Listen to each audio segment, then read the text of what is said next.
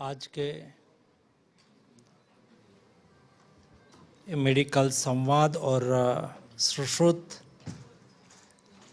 Award के अवसर पर हमारे बीच में उपस्थित राज्यसभा में संसद के मेरे साथी हमारे मित्र आदरणीय कार्तिकेय भाई स्वामी जी, जिसको सुश्रुत अवार्ड से सम्मानित किया गया, ऐसे सभी अवार्डीज, उपस्थित भाई एवं बहनों, मुझे अच्छा लगा कि मेडिकल सेक्टर में, हेल्थ सेक्टर में अच्छे काम करने वाले डॉक्टर्स और अन्य लोगों का सम्मानित किया गया और अवार्ड का नाम सुश्रुत रखा। ये देश चरक और सुश्रुत का देश है। जब नेशनल मेडिकल कमीशन के लोगों में 3-4 महीने पहले एक बदलाव करा और उसमें सुश्रुत का एक फोटो रखा गया, तो पार्लियामेंट में मेरे सामने एक सम्मानीय सदस्य ने खड़ा होकर प्रश्न करा कि आपने क्यों बदला। मैंने कहा कि विरासत से प्रेरणा लेके हमने काम किया। मैंने कहा कि क्या मैं देश की विरासत को संवारूं, उसमें कुछ गलत है।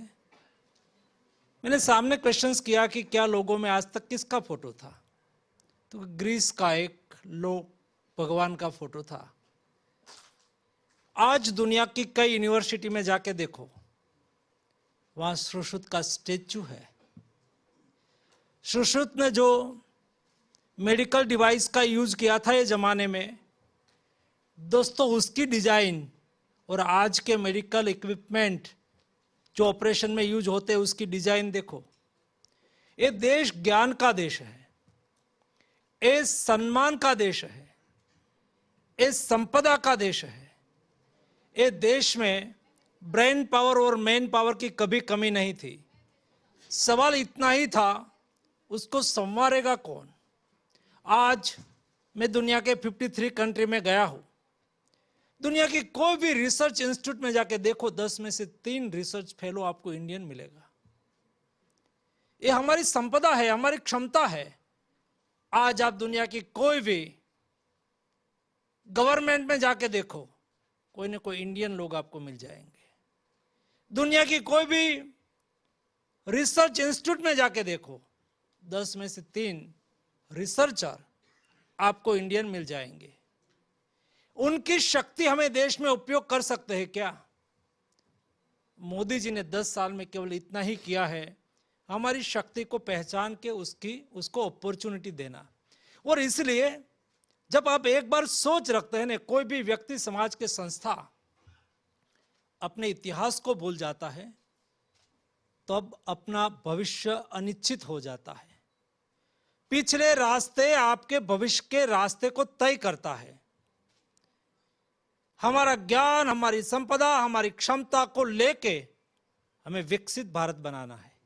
और इसलिए प्रधानमंत्री जी ने जब आजादी के अमृत महोत्सव के वर्ष में रेड फोर्ट पर ध्वजवंदन किया, उस वक्त उन्होंने 5 प्राण की बात कही थी कि हम 5 प्राण लेके देश में काम करेंगे, तब जाके देश जब आजादी का शताब्दी वर्ष मनाता हो, तब हम विकसित भारत बने। विकसित भारत बनने के लिए रोड मैप तय हमें अभी से करना है, यानी कि अमृत काल में तय करना है। ये अमृत काल में 5 प्रण कौन सा? तब प्रधानमंत्री जी ने पहले प्रण बताते हुए कहा कि हम विकसित भारत बनेंगे। दूसरा प्रण में कहा कि हम गुलाम मानसिकता को छोड़ देंगे।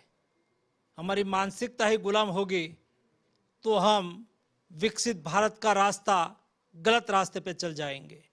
तीसरा कहा कि हम विरासत से प्रेरणा लेंगे, हमें आगे बढ़ना है। तो आगे बढ़ना है तो हम प्रेरणा कहां से लेंगे? आज भी हम कहते हैं कि एक्स व्यक्ति, वाई व्यक्ति, हम उसको आदर से इसलिए देखते हैं, उसके पिताजी फ्रीडम फाइटर थे, उसके पिताजी देश के नामांकित साइंटिस्ट थे। आज भी उसकी 2nd, 3rd जनरेशन को हम रिगार्ड करते हैं। क्यों? विरासत में उसने अच्छा विरासत मिली है। वैसे ही देश में जो हमारी विरासत है, हमारी संपदा है, उसको लेके हमें आगे बढ़ना है, उससे प्रेरणा लेके हमें आगे बढ़ना है। हमें सुश्रुत और चरक से भी प्रेरणा लेना है। उसका मतलब ये नहीं है कि दुनिया में जो बेस्ट है वो हमें नहीं लेना है, ऐसा नहीं। हमारी फिलोसॉफी ही है, हमारा संस्कार ने हमें सिखाया है, हमारा शास्त्रों ने हमें सिखाया है, संसार में जो कुछ श्रेष्ठ है उसको हमें ग्रहण करना है। लेकिन हमारी जो संपदा है, हमारी जो विरासत है, उसके ऊपर हमें गौरव महसूस करना है। चरक और सुश्रुत हमारी विरासत है, उससे प्रेरणा लेके हमें आगे बढ़ना है। मोदी जी ने आगे कहा, हम कर्तव्य परायण रहे। हम कर्तव्य परायण रहे यानी कि देश के हर नागरिक अपना कर्तव्य को वहन करे। हर व्यक्ति का कर्तव्य होता है, देश के लिए कौन क्या करेगा। उसका मतलब यही नहीं है कि मोदी जी प्रधानमंत्री है यही सब कुछ करे, ये मंत्री है हेल्थ मिनिस्टर वही सब कुछ करे। जी नहीं, देश के 140 करोड़ की जनता का कर्तव्य देश के प्रति कमिटमेंट होकर काम करने का है। हम सब लोग जहां भी है, हम डॉक्टर्स हैं, तो डॉक्टर ने भी अपना कर्तव्य का निर्वहन करना है। हेल्थ एक्सेसिबल कैसे बने, हेल्थ एफोर्डेबल कैसे बने, प्रधानमंत्री जी ने बोल दिया। लेकिन मेरे देश के हर डॉक्टर्स, हर पैरामेडिक स्टाफ वो सोचे कि मेरा कर्तव्य है मेरे देश में हेल्थ को एक्सेसिबल बनाना है। मुझे बॉन्ड की आवश्यकता नहीं होगी, मैं मेरे देश में मेरा कर्तव्य को निर्वहन करने के लिए मैं डॉक्टर बना हूं। चलो मैं 5 साल 5 ईयर्स के लिए दूर सुदूर इलाके में, गांव में जाके मैं मेरी ड्यूटी करूंगा, 2 साल 3 साल जो भी मुझे अनुकूलता हो इतने समय। दोस्तों हमारा कर्तव्य है, तब जाके हेल्थ एक्सेसिबल होगा। दोस्तों कर्तव्य का निर्वहन करने के लिए मोदी जी ने कहा, और 5वां कहा, हम सब लोग साथ में चले, एकता से आगे बढ़े। एक व्यक्ति जब कोई संकल्प के साथ एक डग आगे बढ़ाते हैं तो एक व्यक्ति एक कदम आगे बढ़ सकता है।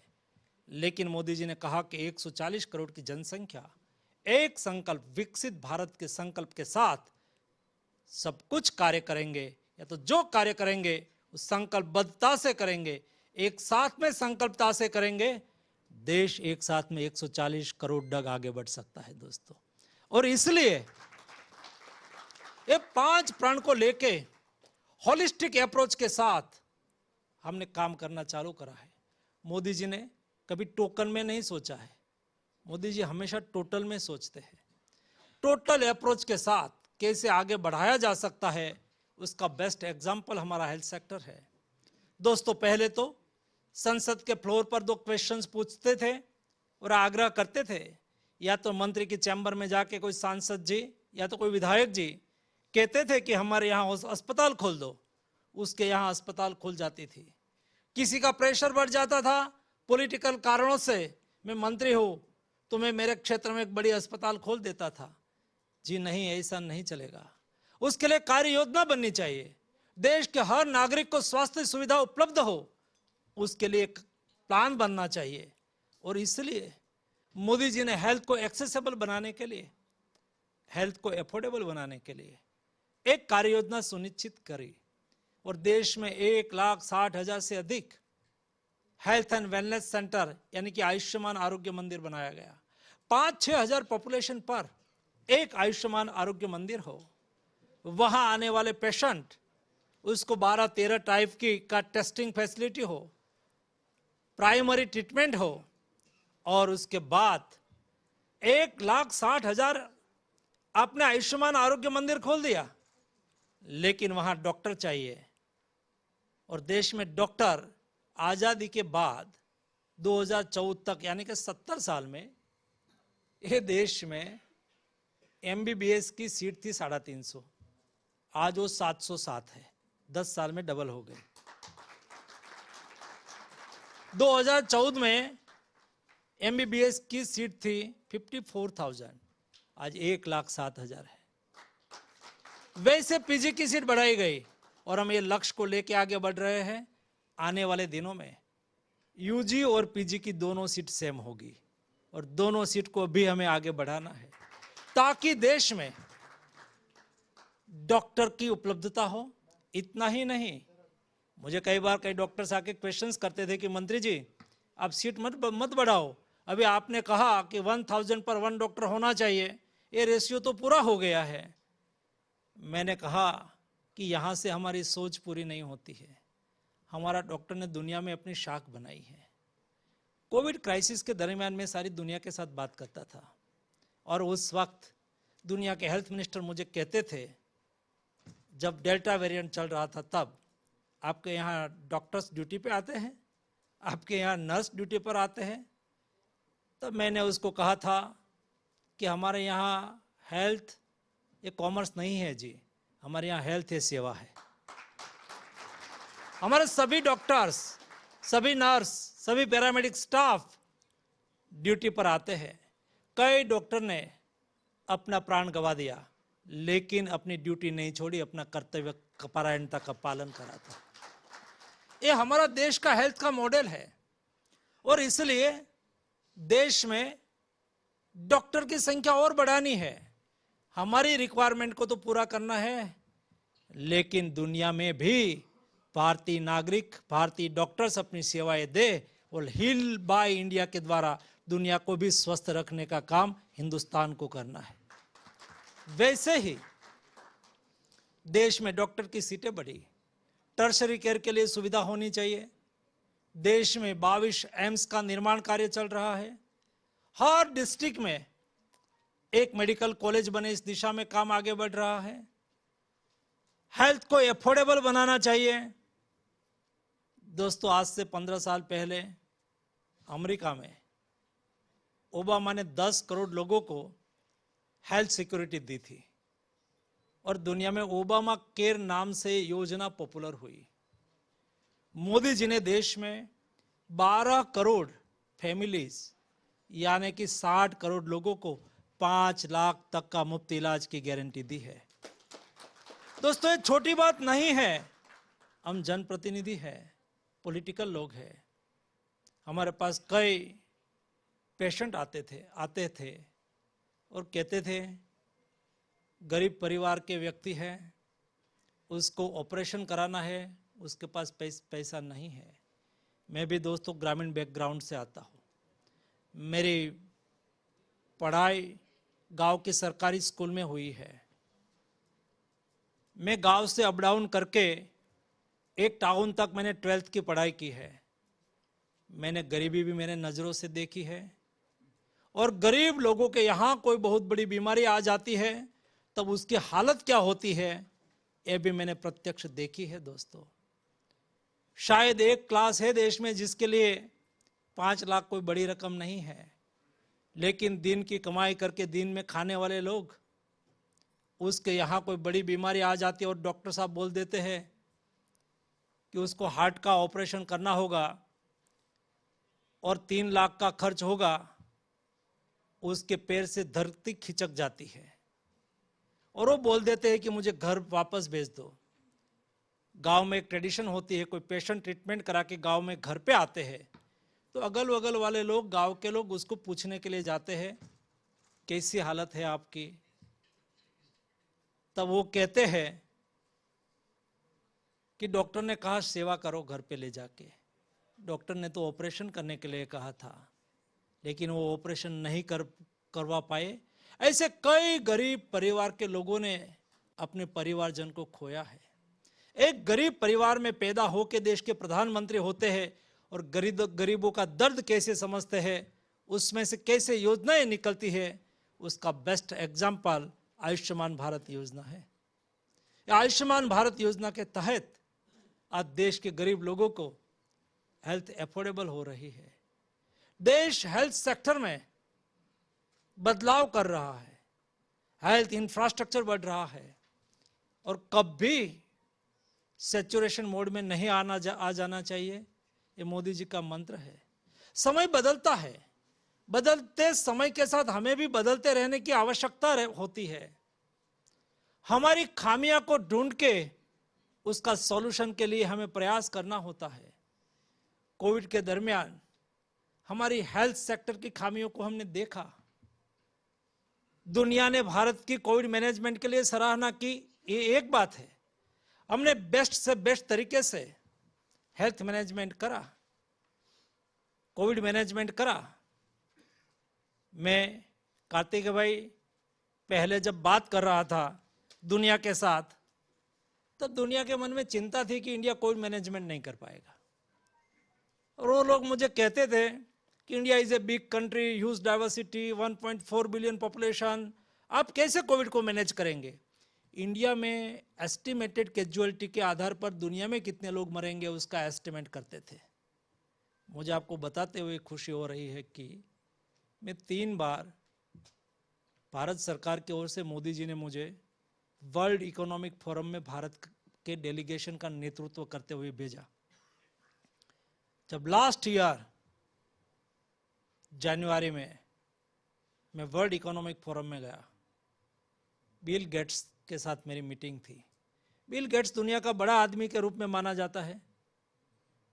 कई कंट्री के वर्थ इकट्ठे हो तब जाके एक बिल गेट्स बनता है, और हेल्थ सेक्टर में वो बहुत बड़ा काम करता है।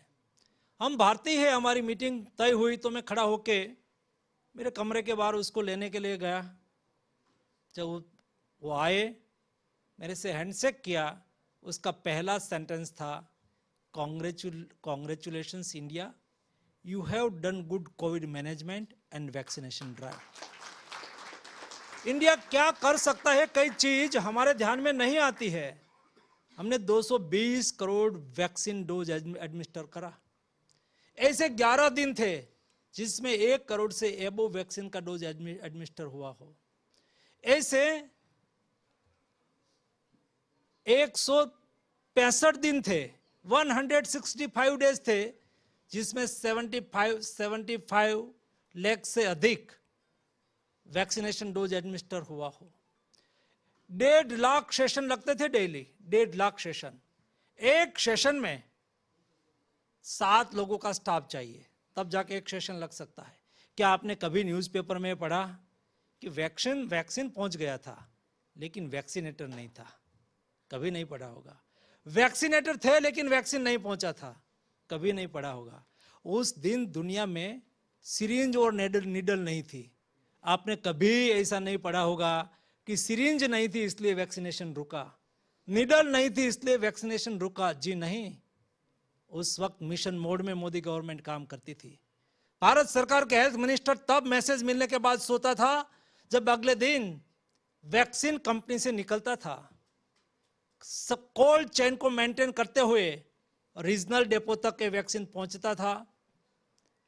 एक डैशबोर्ड के पर डिजिटल प्लेटफॉर्म पर हम उसको मॉनिटर करते थे। ये वैक्सीन कंपनी से निकला कहां पहुंचा, ये रीजनल डेपो पर पहुंचे, स्टेट के डेपो पर पहुंचे, स्टेट से डिस्ट्रिक्ट तक पहुंचे, और डिस्ट्रिक्ट से वैक्सीनेशन सेंटर पर 1,50,000 वैक्सीनेशन सेंटर पर जब डोज उपलब्ध हो जाते थे तब भारत सरकार के हेल्थ मिनिस्टर रात को सोते थे। दोस्तों, इस तरह से मॉनिटर करा गया था। तब जाके मोदी जी ने इतनी बड़ी क्राइसिस में कोविड के सामने सक्सेसफुल लड़ाई लड़ी। ये देश कर सकता है। मैं एग्जाम्पल आपको इसलिए देता हूं, ये हमारा सामर्थ्य का प्रतीक है। और ये ही समय था जब मोदी जी ने एक मीटिंग पहली करी थी। ये मीटिंग का मैं साक्षी हूं।